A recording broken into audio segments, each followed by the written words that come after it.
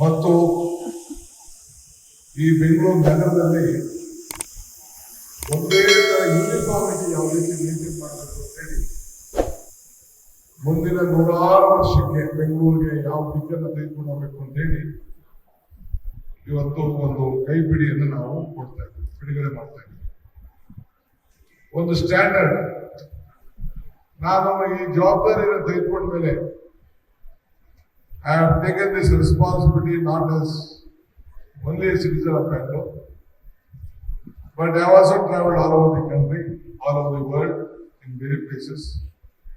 Until ನಾವು ನಮ್ಮದೇ ಆದಂತ ಒಂದು ಶಿಸ್ತನ್ನು ಪಾಲನೆ ಮಾಡಲಿಲ್ಲ ಅಂತಂದ್ರೆ, ನಾವು ಒಟ್ಟಿಗೆ ಒಂದೇ ತರದ ಯೂನಿಫಾರ್ಮಿಟಿ ನಾವು ಮೇಂಟೈನ್ ಮಾಡಲಿಲ್ಲ ಅಂತ ನಮ್ಮ ಬೆಂಗಳೂರಿಗೆ ನಾವೇ ಮೋಸ ಮಾಡಿದಾಗ ಆಗ್ತದೆ ಅನ್ನೋ ದೃಷ್ಟಿಯಿಂದ ಇವತ್ತು ನಮ್ಮೆಲ್ಲ ಇಂಜಿನಿಯರ್ಸ್ ಇವತ್ತು ಬರ್ತಾರೆ, ನಾಳೆ ಹೋಗ್ತಾರೆ, ಅವರನ್ನೇ ಕೆಲಸ ಮಾಡ್ಕೊಳ್ತಾರೆ, ಹೋಗ್ತಾರೆ. ನಾವು ರಾಜಕಾರಣಿಗಳು ಬರ್ತೀವಿ, ಕಾರ್ಪೊರೇಟ್ಗಳು ಬರ್ತಾರೆ, MLAಗಳು ಬರ್ತಾರೆ, ಅವ್ರದೇ ಆದಂತ ಲೆಕ್ಕಾಚಾರದಲ್ಲಿ ಅವ್ರು ಕೆಲಸ ಮಾಡ್ಕೊಂಡು ಹೋಗ್ತಾರೆ. ಇವತ್ತು ಏನು ನಾವು ಒಂದು ಟುವರ್ಡ್ ಸೇಫ್ ಇನ್ಕ್ಲೂಸಿವ್ ಅಂಡ್ ಹೊಸ ರಸ್ತೆಗಳನ್ನ ಶಾಲೆ ಮಾಡಲಿಕ್ಕೆ ಏನು ಒಂದು ಹೊಸ ಕೈಪಿಡಿ ತಂದಿದ್ದೀರಿ. ನಾನಿಂದ ಹೋಗ್ಲಿ, ನಮ್ಮ ಕಮಿಷನ್ ಇಂದ ಹೋಗ್ಲಿ, MLAಗಳು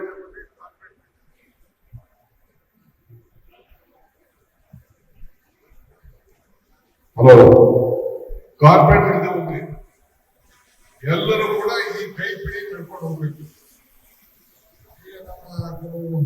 ಇದು ಭಾರತದ ಸಂವಿಧಾನದ ಬಾಬಾ ಸಾಹೇಬ್ ಅಂಬೇಡ್ಕರ್ ಭಾರತದ ಸಂವಿಧಾನದ ಒಂದು ಫೋಟೋ ಇಟ್ಟುಕೊಂಡಿದ್ದಾರೆ ಅಂಬೇಡ್ಕರ್ ಬಂದು. ಇವತ್ತು ನಮ್ಮ ಗ್ರಂಥ ಏನಪ್ಪಾ ಅಂದ್ರೆ ನಾವು ಭಾರತ ಸಂವಿಧಾನದ ಪಾಲನೆ ಮಾಡಬೇಕು ಅಂತ ಹೇಳ್ತೀವಿ. ಹಾಗೆ ಕಾರ್ಪೊರೇಷನ್ಗೆ ಇದೊಂದು ಗ್ರಂಥ. ಭಾರತದ ಸಂವಿಧಾನ ಹೆಂಗೆ ನಾವು ಕೈಪಿಡಿಯನ್ನು ನಾವು ಇಟ್ಕೊಂಡು ನಮ್ಮ ಬದುಕನ್ನ ರೂಪಿಸ್ತೇವೆ, ಹಂಗೆ ಬೆಂಗಳೂರನ್ನ ರೂಪಿಸ್ಲಿಕ್ಕೆ ಈ ಒಂದು ಕೈಪಿಡಿಯನ್ನ ಮುಂದಿನ ದಿನದಲ್ಲಿ ರಸ್ತೆ ಹೆಂಗಿರ್ಬೇಕು, ಚರಂಡಿಗಳು ಯಾವ ರೀತಿ ಆಗ್ಬೇಕು, ಪಾರ್ಕ್ಗಳು ಯಾವ ರೀತಿ ಇರಬೇಕು, ಸ್ಟೇಷನ್ಗಳು ಹೆಂಗೆ ಇರಬೇಕು, ಯಾವ ರೀತಿ ಡಿಸೈನ್ ಮಾಡಬೇಕು, ಯಾವ ರೀತಿ ಪಾರ್ಕ್ಗಳನ್ನ ಬೆಳೆಸ್ಬೇಕು, ಮರಗಳನ್ನೆಲ್ಲ ಹಾಕ್ಬೇಕು, ಪೋಲ್ಗಳೆಲ್ಲ ಇಡಬೇಕು, ಈ ರೀತಿ ಇವತ್ತು ಹೊಸ ಒಂದು ಕೈಪಿಡಿಯನ್ನ ಇವತ್ತು ಬಿಡುಗಡೆ ಮಾಡುವಂತ ಕೆಲಸ ಮಾಡ್ತಾ ಇದ್ದೇವೆ. ಬಹಳ ಜನ ವೇದಿಕೆಯಲ್ಲಿರೋರು, ಯುವಕರು, ಈ ಯಾರು ಇಲ್ಲಿ ಎಕ್ಸಿಬಿಷನ್ ಸುತ್ತಲೂ ಬೆಂಗಳೂರು ಬಗ್ಗೆ ಇನ್ಕ್ಲೂಡಿಂಗ್ ಕ್ಲೈಮೇಟ್ ಆಕ್ಷನ್ ಇರ್ಬೋದು, ಉದ್ಯೋಗ ಸಮೀಪ ತರುವಂತದ್ದು ಇರ್ಬೋದು, ಸಮರ್ಪವಿಲ್ಲದೆ ಜೋಡಣೆ ಮಾಡುವಂತದ್ದು ಇರ್ಬೋದು.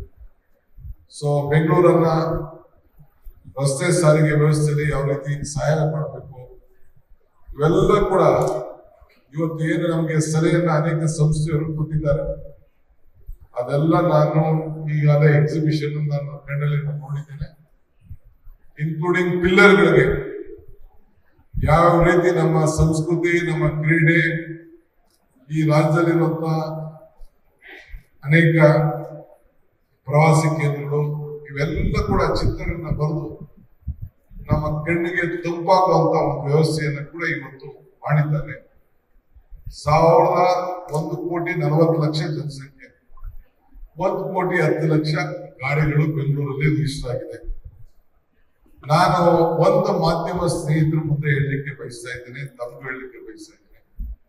ವಿದಿನ್ 1 year, 2 year, 3 year ಈ ಬೆಂಗಳೂರಿನ ಮೇಲ್ಗಡೆ ಇರುವಂತ ಭಗವಂತ ಕೆಳಗಡೆ ನಡೆದಾಡಿದ್ರು ಏನು ಮಾಡಲಿಕ್ಕೆ ಸಾಧ್ಯ ಅಂತ ಕಷ್ಟ ಇದೆ.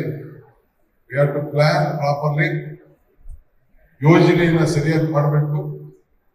ಮುಂದಿನ ದಿನಗಳಲ್ಲಿ ಸರಿಯಾದ ರೀತಿಯ ಒಂದು ರೂಪರೇಷೆಗಳನ್ನು ಕೊಡಬೇಕು ಅನ್ನೋ ದೃಷ್ಟಿಯಿಂದ ಈ ಪ್ರಯತ್ನ ಮಾಡ್ತಾ ಇದ್ದೀವಿ. ನಾನೀಗಾಗಲೇ ಸುರಂಗ ರಸ್ತೆ, ನಾನು ಟನಲ್ನ ಪ್ರಾರಂಭದಿಂದನೂ ನಾನು ಇದ್ರ ಬಗ್ಗೆ ಮಾತಾಡ್ತಾ ಇದ್ದೀನಿ. ಇನ್ನ tender ಕರೀಲಾಗಿಲ್ಲ. Because there are lot of technical issues, lot of land acquisition issues, financial issues, ಇವೆಲ್ಲ ಕೂಡ ಇದೆ. ಡಬಲ್ ಡೆಕ್ಕರ್ 40 ಕಿಲೋಮೀಟರ್ ಮಾಡಬೇಕು ಅಂತ ಮಾಡಿದ್ರು. ಹಿಂದೆ ಅವರು ಮಾಡ್ಬಿಟ್ಟಿತ್ತು, ಏನು ಮಾಡಕ್ಕಾಗಲ್ಲ, ಮೆಟ್ರೋ ಎಲ್ಲ ಹಾಕೊಂಡಿತ್ತು. ಈಗ ಅಲ್ಲಿ ನಾವು ಚೇಂಜ್ ಮಾಡಕ್ಕಾಗಲ್ಲ. ಆಲ್ ಮೇಜರ್ ಸಿಟಿ ರೋಡ್ಸ್ ಅಲ್ಲೆಲ್ಲ ಇದಾಗಲೇ ಮುಗಿದೋಗಿದೆ. ಲೇಟೆಸ್ಟ್ ಹಾಗೂ ಇಂಟ್ರೆಸ್ಟಿಂಗ್ ಸುದ್ದಿಗಳಿಗಾಗಿ ಬಾಸ್ ಟಿವಿ ಕನ್ನಡ ಚಾನೆಲ್ನ ಸಬ್ಸ್ಕ್ರೈಬ್ ಮಾಡಿ. ಹಾಗೆಯೇ ಬೆಲ್ ಐಕಾನ್ ಪ್ರೆಸ್ ಮಾಡಿ. ಇದರ ಜೊತೆಗೆ ಫೇಸ್ಬುಕ್, ಇನ್ಸ್ಟಾಗ್ರಾಮ್, ಎಕ್ಸ್ನಲ್ಲೂ ಮಿಸ್ ಮಾಡದೆ ಫಾಲೋ ಮಾಡಿ.